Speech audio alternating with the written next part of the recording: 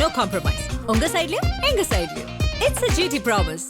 GT Holidays, South India's #1. இசைஞானி அவர்கள் உங்களை எப்படி அவருடைய ரசிகையா நீங்க மாறுனீங்க? என்னோட ஃப்ரெண்ட் ஒருத்தர் சொல்லுவார், ஒவ்வொரு அரிசியிலையும் நம்ம தாத்தா பாட்டிலாம் சொல்லுவாங்களா, உங்க பேர் எழுதி வச்சிருக்க, அப்பதான் நம்ம பிளேட்டுக்கு வருது. ஒவ்வொரு மூச்சு காத்துலயும் கடவுள் ராஜா சாரோடைய பேர் எழுதி வச்சுட்டு, வாழ்க்கைய வந்து ஒரு திரைப்படம் அப்படின்னு எடுத்துக்கிட்டீங்கன்னா, என்னோட வாழ்க்கைக்கு சவுண்ட் ட்ராக் அப்படின்னா அது இசைஞானி தான். இசைஞானி இல்லைன்னா சவுண்ட் ட்ராக் இல்லாத சினிமா மாதிரி. அவருடைய ஸ்டுடியோ போயிருந்தீங்கல்ல மேடம், ராஜா சாருடைய ஸ்டுடியோ போய் பார்த்துட்டு வந்தீங்க, அந்த அனுபவம் எப்படி இருந்தா அதை பற்றி சொல்லுங்க மேடம். அது வாழ்வின் மறக்க முடியாத தருணம், மறக்க முடியாத 2 நாட்கள் அப்படின்னு சொல்லலாம். வாழ்க்கையோட இம்பார்ட்டன்ட் தருணங்களை அப்படியே அசை போட்டு ஒரு ஃபிளாஷ் மாதிரி வந்துட்டு போகுமா, அதுக்கப்புறம் தான் எல்லாம் அடங்குமா. அப்படி ஒன்று உண்மையா இருந்தா என்னோட மரண படுக்கையில இந்த தருணங்கள், அங்க சிலவிட்ட தருணங்கள், அங்க நடந்த உரையாடல்கள் நிச்சயமா வந்துட்டு போகும். நாங்கெல்லாம் கனவுல நினைச்சதை நீங்க பாத்துட்டீங்க, இந்த ஜென்மத்துல நீங்க பிறந்ததுக்கான பலனை அடைஞ்சிட்டீங்க அப்படின்ற கமெண்ட்ஸ் எல்லாம் பார்க்கும்பொழுது எனக்கே கண்ணுல கண்ணீர் வந்தது. என்னுடைய உறவுகள்லாம் அவர்கிட்ட நீங்க காலில் விழுந்து ஆசீர்வாதம் வாங்கும்போது இந்த நூற்றாண்டின் ஞானியின் காலில் விழுற பாக்கி. சாரோட உரையாடிய சில விஷயங்கள் நீங்க பேசியிருந்தீங்க அவர்கிட்ட, உங்க வீடியோஸ் பத்தி பேசுனீங்களா, இல்ல நீங்க என்னெல்லாம் பேசுனீங்க அவர் கூட, அதை பத்தி சொல்லுங்க. சார் வந்து தீபா ரிஃப்ளெக்ஸ் சேனலுடைய வீடியோஸ் சிலதை பார்த்ததா சொல்லியிருந்தாரு. அதன் காரணமாக தான் இந்த வாய்ப்பே எனக்கு கிடைத்தது. ஒரு நார்மல் மனிதருக்கு இருக்கிற கியூரியாசிட்டியில நானும் அவர்கிட்ட கேட்டேன், எந்த வீடியோ உங்களுக்கு பிடிச்சது அப்படின்ட்டு. அப்போ நான் இசையை பத்தியும் வீடியோஸ் போட்டிருக்கேன், அவரோட பாடல்களை பத்தி வீடியோஸ் போட்டிருக்கேன், பிஜிஎம்ஸை பத்தி வீடியோ போட்டிருக்கேன். இதுல எதையாவது சொல்லுவாரு, சில இதெல்லாம் நிறைய வியூஸ் போயிருக்கு, நிறைய வியூஸ் போனதை சொல்லுவார் போல இருக்குன்னு நினைச்சு பார்த்தேன். ஆனா அப்படி இல்லை. தமிழே அமுதே வணக்கம். அன்பிற்கினிய ஆலன் சினிமா நேயர்கள் அனைவருக்கும் வணக்கங்கள். இன்றைக்கு இசைஞானி இளையராஜா ஐயா அவர்களை பற்றி பேசுவதற்காக அவருடைய தீவிர ரசிகை ஒருவர் வந்திருக்கிறார்கள். இவங்க ரொம்ப என்ன சொல்கிறது, ராஜா சாருடைய பாடல்களை மட்டும் அல்லாமல் அவருடைய வாழ்க்கை குறிப்புகளை எடுத்து, அவருடைய பேச்சுக்களை எடுத்து, இதெல்லாத்தையும் கொடுத்து பேசக்கூடியவங்க. இசைஞானி என்கின்ற மனிதர் அவங்களுடைய லைஃப்பில் எப்படி நம்மளுடைய லைஃப்பில் ஒரு மிகப்பெரிய தாக்கத்தை ஏற்படுத்தினாரோ, எப்படி அவங்களுடைய லைஃப்பில் ஒரு தாக்கத்தை ஏற்படுத்தி அவங்களுக்கு தன்னுடைய ஒரு வழி தோழனாகவே அவங்க அவரை பார்க்குறாங்க. அண்ட் அவரை சந்திச்சுட்டும் வந்திருக்காங்க. இந்த அனுபவங்கள்லாம் கேட்டு தெரிஞ்சுக்கலாம். இவங்க வந்திருக்கிறவங்களுடைய பேர் தீபா. இவங்க தீபா ரிஃப்ளெக்ஸ் அப்படிங்கிற ஒரு சேனல் வச்சுருக்காங்க. நிறைய பேர் பார்த்துருப்பீங்க. ராஜா சாருடைய ஃபேன்ஸ் அநேகருக்கு பரிச்சயமான சேனல். எப்படி நம்ம சேனல் பரிச்சயமோ அதே மாதிரி அவங்க சேனலும் பரிச்சயமான ஒரு சேனல். ஸோ அவங்கக்கிட்ட பேசி தெரிஞ்சுக்க வேண்டிய விஷயங்கள் நிறைய இருக்குது. வணக்கம் மேடம். வணக்கம் கவின் சார். ரொம்ப நன்றி எங்களுடைய சேனலுக்கு வந்ததுக்காக, என்னுடைய அழைப்பு ஏற்று வந்ததற்காக. நன்றி சார். ஆதான் சினிமா நேயர்களுக்கு அன்பான வணக்கம். எப்படி இருக்கீங்க மேடம்? நல்லா இருக்கேன் சார். இசைஞானி அவர்கள் உங்களை எப்படி அவருடைய ரசிகையா நீங்க மாறுனீங்க? சின்ன வயசுலேருந்தே அவருடைய பாடல்களை கேட்டு தான், சுவாசித்து தான் வளர்ந்தது. என்னோட ஃப்ரெண்ட் ஒருத்தர் சொல்லுவார், ஒவ்வொரு அரிசியிலையும் நம்ம தாத்தா பாட்டிலாம் சொல்லுவாங்களா, உங்க பேர் எழுதி வச்சிருக்க, அப்பதான் நம்ம பிளேட்டுக்கு வருதுன்னு.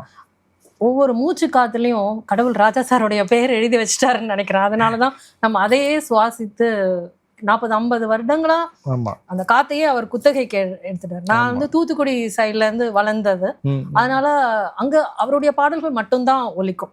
எல்லா பண்டிகைகளுக்கும் அவர் தான்.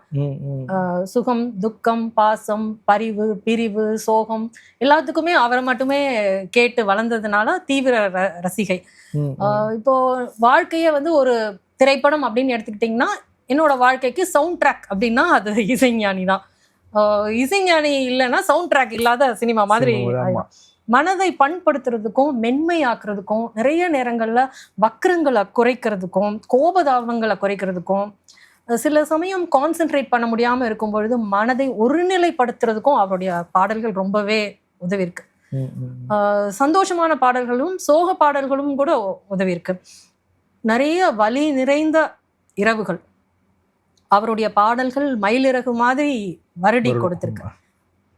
லிஃப்ட்டுக்காக வெயிட் பண்றதோ, டிராவல் பண்ணும் பொழுதோ, எல்லா விதமான காத்திருப்புகளையும் அதனோட சுமை தெரியாம ஆக்கியிருக்கு. டிராஃபிக் ஜாமா இருக்கட்டும், எந்த விதமான போரிங் காத்திருப்பு நிகழ்வுகளை வந்து வெறுமை இல்லாம அந்த தனிமையை கழிக்கிறதுக்கு அவர் உதவி இருக்கிறார்.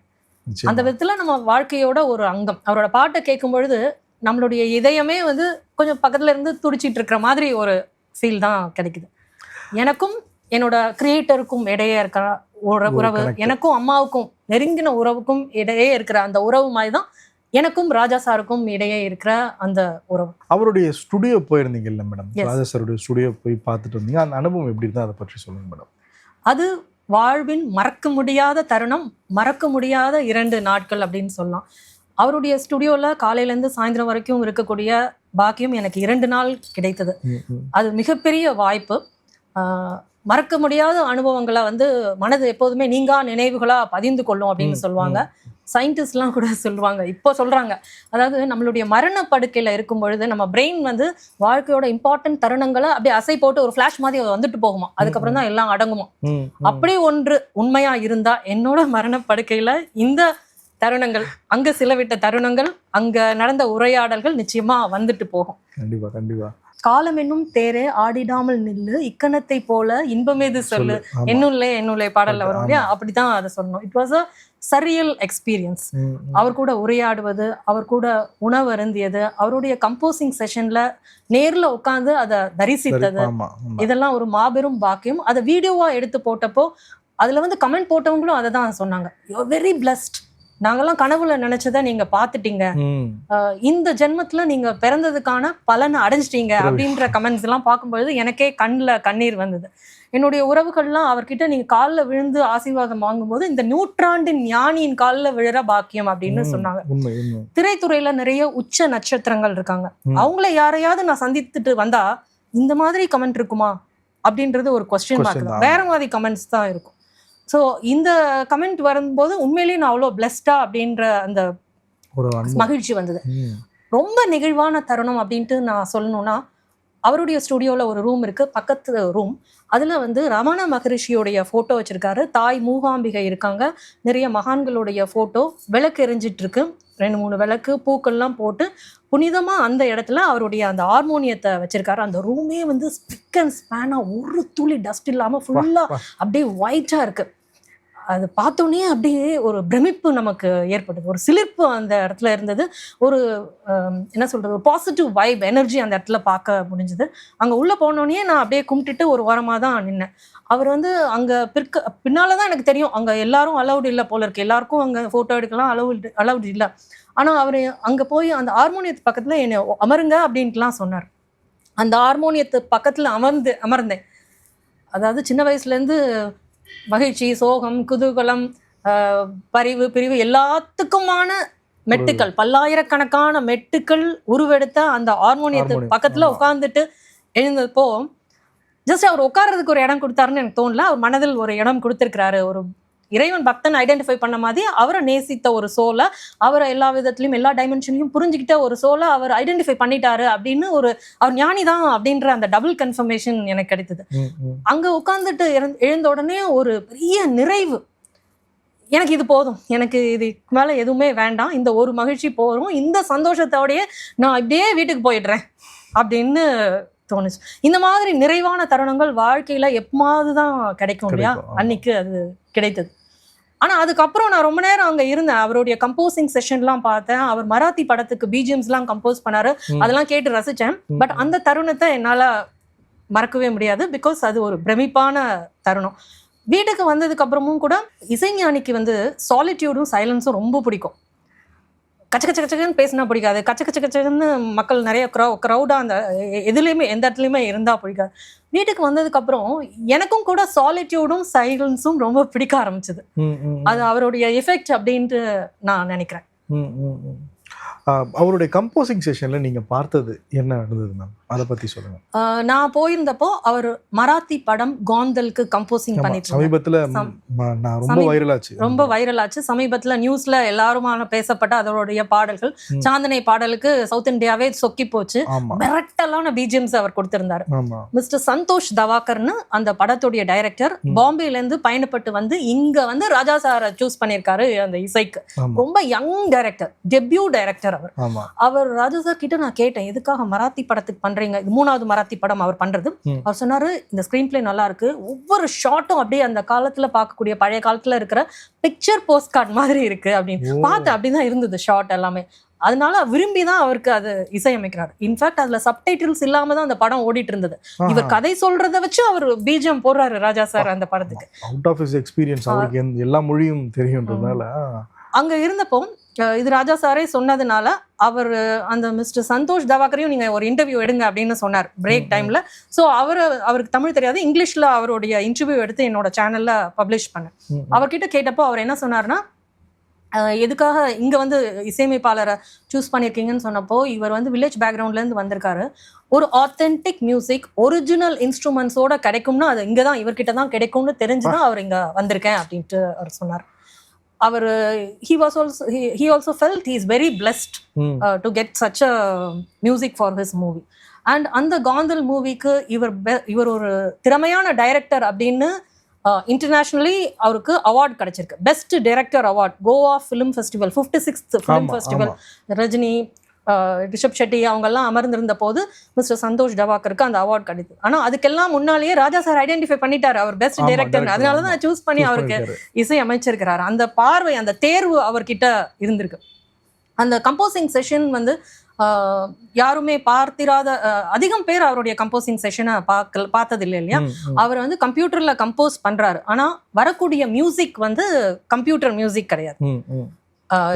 ஆமா, வரக்கூடிய மியூசிக் வந்து ரியல் இன்ஸ்ட்ருமெண்ட்ஸ் ஆன மியூசிக். ஆனா ஒரு இடத்துக்கு பிஜிஎம் போடணும்னா இதுல எத்தனை இன்ஸ்ட்ருமெண்ட்ஸ் வரணும் அப்படின்றத அவர் கம்ப்யூட்டர்ல கம்போஸ் பண்றத பார்க்க முடிஞ்சது.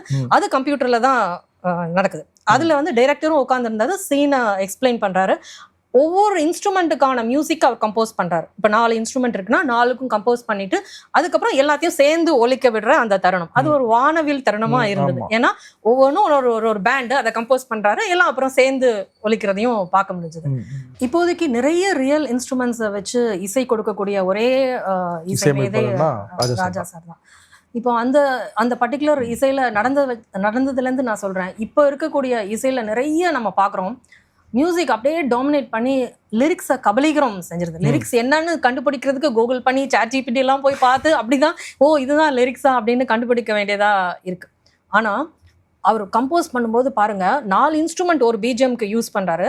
அதை போட்டு முடிஞ்சோன்னா பிஜிஎம் ஓகே அப்படின்னு டைரக்டருக்கு பிடிச்சி போச்சு, எல்லாத்தையும் சேர்ந்து ஒலிக்க விடுறாங்க. ராஜா சார் நிறுத்துங்க அப்படின்னு சொல்லிட்டு திரும்ப ஆரம்பிக்கிறாரு. அந்த 4 கருவி யூஸ் பண்ணோம்ல, அதுல ஒரு கருவியோட ஒலி ஃபைனலா போடும்போது மொத்தமா ஒலிக்கும் போது கேக்குதா? அப்போ சவுண்ட் இன்ஜினியர் கேட்கலங்கிற, அது கேட்கணும். ஒவ்வொரு இன்ஸ்ட்ருமெண்ட்டுக்கான ஒலியும் கேட்கணும். எல்லாத்துக்குமா அந்த சமத்துவத்தை கொடுக்குறாரு. இப்போ இருக்கிற நிறைய மியூசிக் வந்து மொத்தமா எல்லாம் வைபானா போறோம், எல்லாம் ஆட்டம் போட்டா போறோம் அப்படின்னு நினைக்கிறாங்க. இவர் வந்து லிரிக்ஸ் கேட்கணும், ஒவ்வொரு இன்ஸ்ட்ருமெண்ட்டுக்கான அந்த மதிப்பீடு, அந்த வேல்யூ அவர் கொடுக்கறத பார்க்க முடியுது. அதுக்கப்புறம் எப்பொழுதுமே இசை என்பது ஒரு மொழி நம்மளுடைய உணர்வை பிரதிபலிக்கும். மொழிக்கும் உணர்வுக்கும் எப்பொழுதுமே ஒரு ஓட்டம் பந்தயம் நடந்துகிட்டே இருக்கு லைஃப். நான் இப்போ இங்க வலிக்குதுன்னா முதல்ல வர்றது வலிங்கிற உணர்வு, அதுக்கப்புறம் அப்படின்னு நம்ம கத்துறோம், அதுக்கு ஒரு மொழியை நம்ம கொடுக்குறோம். இசைங்கிறது ஒரு மொழி, ஆனா மொழி அப்புறம் தான் வரும், உணர்வு தான் முதல்ல வரும். ஆனா ராஜா சாரோட இசையில மட்டும்தான் சில சமயங்கள்ல முதல்லயே மொழி வந்துரும். அதுக்கப்புறம் தான் நம்ம ரியலைஸ் பண்ணுவோம், இது நமக்கு இந்த உணர்வு இருக்கு போல நமக்குள்ள, நம்ம இப்படிதானே யோசிச்சோம், இது இந்த இசை பிரதிபலிக்குதே, இந்த இசை அதை நம்ம அந்த உணர்வை நமக்கு கொடுக்குதே அப்படிங்கிறத நம்ம ரியலைஸ் பண்ணுவோம். அந்த மாதிரி ஒரு தருணம் கூட அந்த கம்போசிங் செஷன்ல இருந்தது. இவர் ஒரு பிஜிஎம் போட்டுட்டு இருக்கும்போது அந்த டைரக்டர் சொன்னாரு, இந்த பிஜிஎம்ல இப்படி ஒரு சவுண்ட் இடையில வந்தானா இன்னும் கொஞ்சம் இப்படி இந்த எஃபெக்ட் கொடுக்குமே அப்படின்னு சொன்னாரு. நீங்க மனசுல நினைச்சதை நான் ஏற்கனவே பிஜிஎம்மா கம்போஸ் பண்ணியிருக்கேன் அப்படின்னு சொல்லிட்டு அடுத்த செகண்ட் அது வந்தது. அவர் ஏற்கனவே அதை கம்போஸ் பண்ணியிருக்காரு. அவரை வந்து அப்படியே கையை கூப்பிட்டாரு, நான் நினைச்சதை நீங்க ஏற்கனவே போட்டிருக்கீங்க அப்படின்னு. நீ படிச்ச ஸ்கூல்ல நான் ஹெட்மாஸ்டர்டா அப்படின்ற மாதிரி எனக்கு இருந்தது. அந்த பிஜிஎம்ஸ்லாம் ரொம்ப மெஸ்மரைசிங்கா, ரொம்ப அடிக்டிவா இருந்தது. நீங்க அந்த படத்தோட பிஜிஎம்ஸ் கேட்டாலே தெரியும். ஒரு மெலடிக்கு திடீர்னு ஒரு பௌசோக்கின்ற ஒரு இன்ஸ்ட்ருமெண்ட், நான் ப்ரொனன்சியேஷன் கரெக்டா சொல்றேன்னு தெரியல, பட் அது இந்தியன் ட்ரெடிஷன்ல உள்ள இன்ஸ்ட்ருமெண்ட் கிடையாது. வெஸ்ட் ஏஷியால பால்கன்ஸ், பர்ஷியா, கிரீஸ் அங்க யூஸ் பண்ணக்கூடிய ஒரு இன்ஸ்ட்ருமெண்ட். வீணைக்கு நீண்ட கழுத்து இருந்தா எப்படி இருக்குமோ அப்படி இருக்கும். அனாயசியமா அதுல பிஜிஎம் அவர் ராஜா சார் கம்போஸ் பண்ணாரு அந்த பர்டிகுலர் சீனுக்கு. அந்த காந்தல் வந்து இந்த பிஜிஎம்ஸ்லாம் அவ்வளோ அருமையா இருக்கே, இதெல்லாம் தமிழுக்கு வந்தா நல்லா இருக்குமேன்றதுக்காக நான் கூட அப்போ சொன்னேன் அந்த டைரக்டர் கிட்ட, காந்தல்ல தமிழ்ல எடுத்தா என்ன. அவர் மராத்திக்கு அப்புறம் ஹிந்தி அப்படின்ற முடிவுல இருந்தார். அவர் மற்ற கல்ச்சருக்கெல்லாம் இதை எடுத்துகிட்டு போகணுன்ற நினைப்பும் அவருக்கு இருந்தது. ஆனால் தமிழ் அவரை கன்சிடர் பண்ணல. பட் நான் கேட்டதுனால அவர் ராஜா சார்கிட்டையும் டிஸ்கஸ் பண்ணார். ராஜா சார் இதுக்கு நேட்டிவிட்டி எல்லாம் அதோட கல்ச்சர் எல்லாம் மராத்தி கல்ச்சரை ரிஃப்ளெக்ட் பண்ற மாதிரி இருக்கு, அதனால கஷ்டம் அப்படின்ற மாதிரி சொல்லியிருந்தாரு. பட் சோஷியல் மீடியால, தமிழ் சோஷியல் மீடியால காந்தலுக்கு மிகப்பெரிய வரவேற்பு கிடைத்தது. அதை நினைச்சு எல்லாரும் ரசிச்சதுனால இப்போ சந்தோஷ் தவாகர் இருக்காரு தமிழ்நாட்டுல. தமிழ்ல காந்தலை எடுக்கணும் அப்படின்றதுக்காக விரைவில் காந்தல் தமிழ்லயும் வரும். சூப்பர் சூப்பர் சூப்பர் மகிழ்ச்சி. சாரோட உரையாடிய சில விஷயங்கள் நீங்க பேசியிருந்தீங்க அவர்கிட்ட. உங்க வீடியோஸ் பத்தி பேசுனீங்களா, இல்லை நீங்க என்னெல்லாம் பேசுனீங்க அவர் கூட, அதை பத்தி சொல்லுங்க. சார் வந்து தீபா ரிஃப்ளெக்ஸ் சேனலுடைய வீடியோஸ் எல்லாம் தான் பார்த்ததா சொல்லியிருந்தாரு. அதன் காரணமாக தான் இந்த வாய்ப்பே எனக்கு கிடைத்தது, அவரை சந்திக்கக்கூடிய வாய்ப்பு. அப்போ ஒரு நார்மல் மனிதருக்கு இருக்கிற கியூரியாசிட்டியில நானும் அவர்கிட்ட கேட்டேன் எந்த வீடியோ உங்களுக்கு பிடிச்சது அப்படின்ட்டு. அப்போ நான் இசையை பத்தியும் வீடியோஸ் போட்டிருக்கேன், அவரோட பாடல்களை பத்தி வீடியோஸ் போட்டிருக்கேன், பிஜிஎம்ஸை பத்தி வீடியோ போட்டிருக்கேன். இதுல எதையாவது சொல்லுவார், சில இதெல்லாம் நிறைய வியூஸ் போயிருக்கு, நிறைய வியூஸ் போனதை சொல்லுவார் போல இருக்குன்னா நினைச்சு பார்த்தேன். ஆனா அப்படி இல்லை. அவர் சொன்ன வீடியோ அவர் வந்து பார்த்துலாம் சொல்ல, அப்படியே பிரெயின்லேருந்து சொல்கிறாரு. 9 லைஃப் லெசன்ஸ் ஃப்ரம் ராஜா சார்னு ஒன்று போட்டிருந்தீங்கல்ல, அது இசையை பற்றினதே கிடையாது.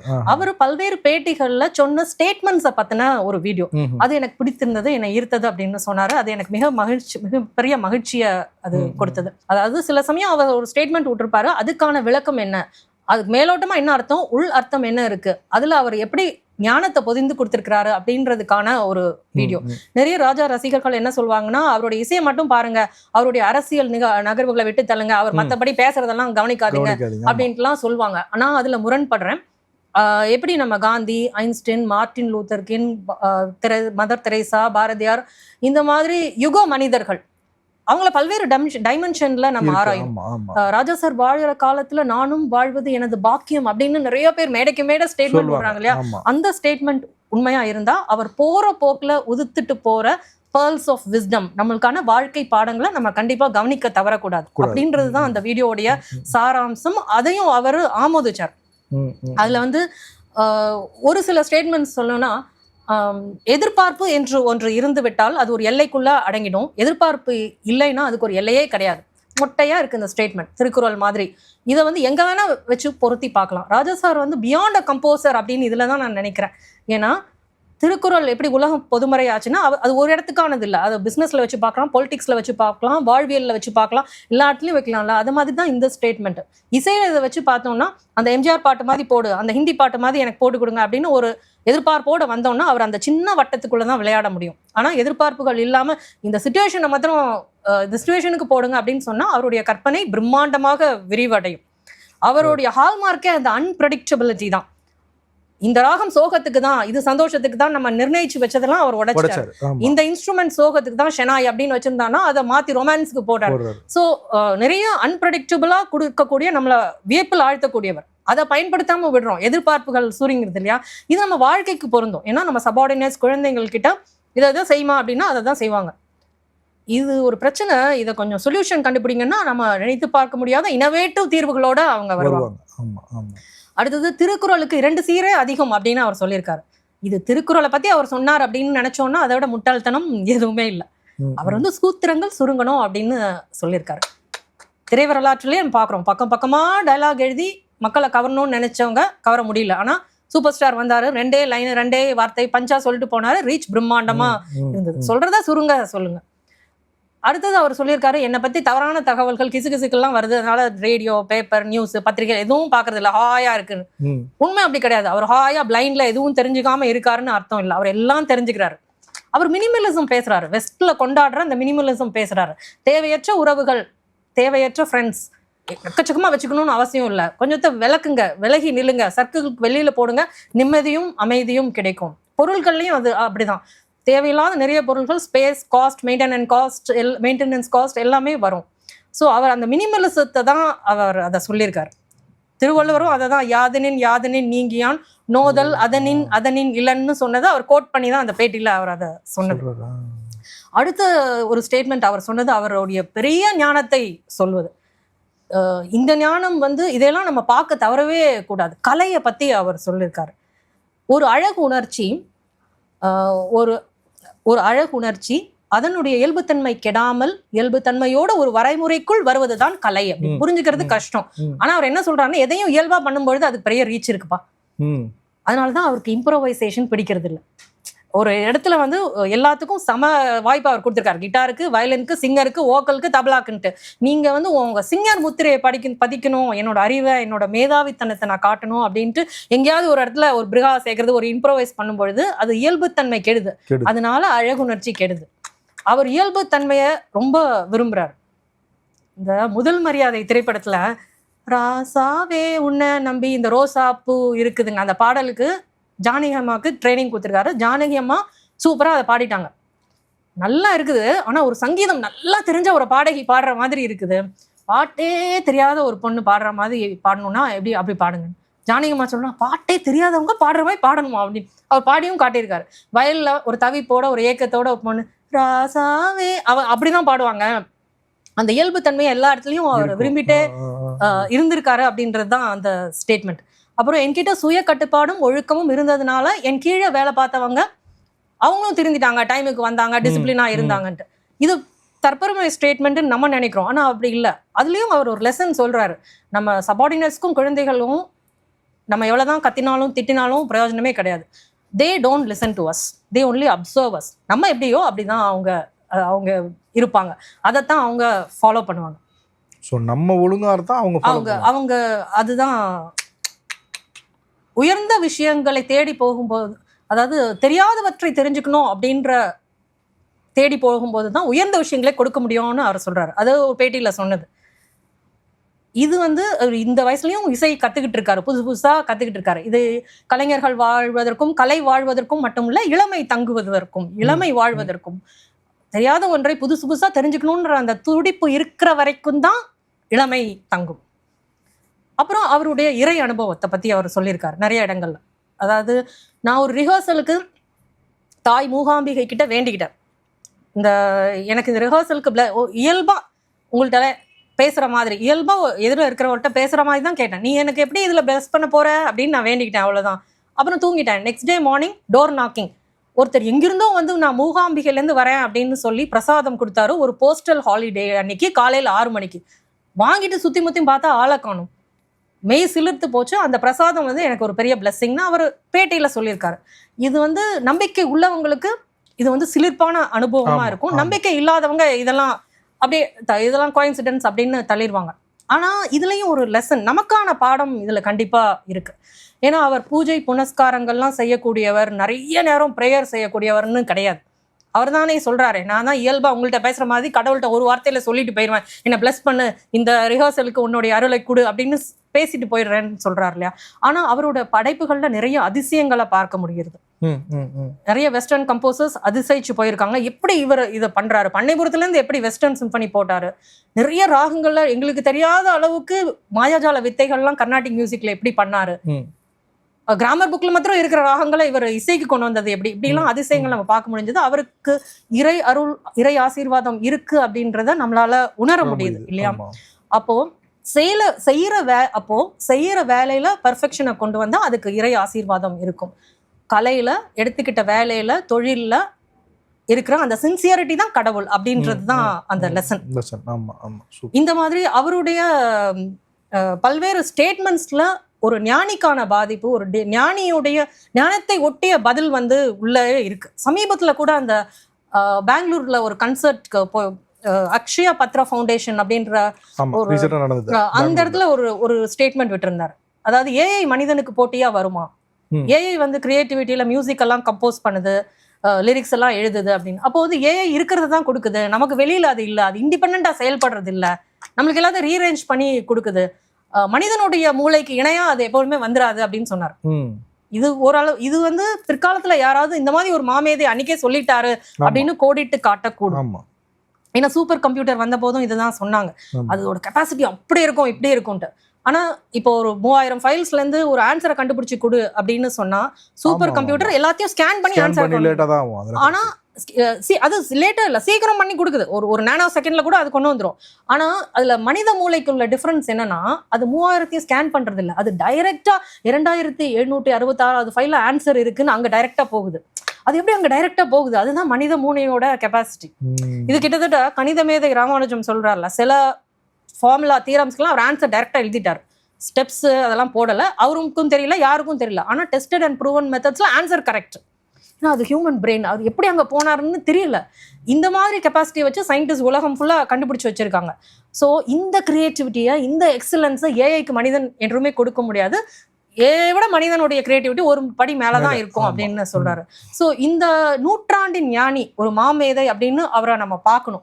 அந்த பார்வை நமக்கு இருக்கணும் அப்படின்ட்டு நினைக்கிறேன். அதுதான் அந்த வீடியோவுடைய சாராம்சம். அவரை நான் அப்படிதான் பாக்குறேன்.